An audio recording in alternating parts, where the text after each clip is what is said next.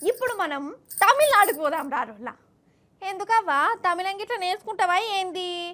ఎంత వనక్కమప్ప, అదిదా సారు వాడు dance వేణుమా, dance ఇరుక్కు, నిన్ను తాండి వరదాయ్ అని కొత్తగా చిత్ర విచిత్రంగా ముచ్చట్లు చెప్తావా ఏంది అని కారడ్డం ఆడారు.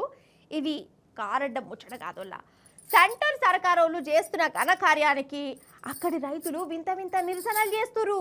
ఓ మలక మనం పోయి చూసేద్దాం రారే.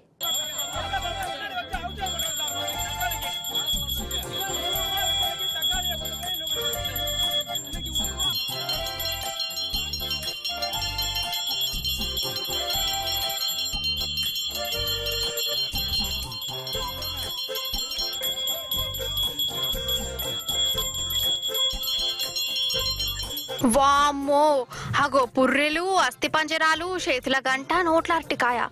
ఇదేదో తమిళనాడులో ఉన్న కొత్త రకం ఆచారం అనుకోగల. కాదు, నిరసన. వీళ్ళందరూ రైతులు. అయితే సంటరోళ్ళు అక్కడ రైతులను గోస ఉచ్చుకుంటురట.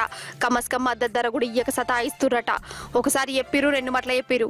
అయినా కానీ చెవులు ఉన్నా లేనట్టే చేస్తాడట మోడీ సారు. అందుకే గిట్ల రంగంలోకి దిగిర్రు. పుర్రెలు, అస్థి పంజరాలు పట్టుకొని కలెక్టర్ ఆఫీస్కు పోయిరు. సంటరోళ్ళు చేయబట్టి రైతుల బతుకు అస్థి పంజరాల లెక్క మారుతున్నాయి. మేం జత్తానం శవాల లెక్క మారుతున్నాం అనుకుంటే గిట్ల ముంగడ పడ్డారు.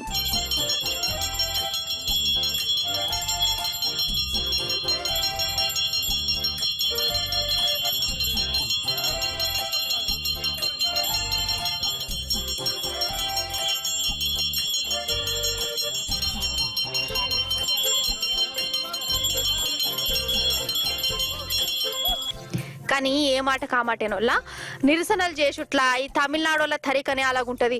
చేసేకాడికి మోటుగా నిరసన చేస్తారు కానీ వాళ్ళ బాధ ఏందో జర గట్టికి నిలబడి తట్టికి ఎత్తారు. అప్పట్లో కూడా అంతే.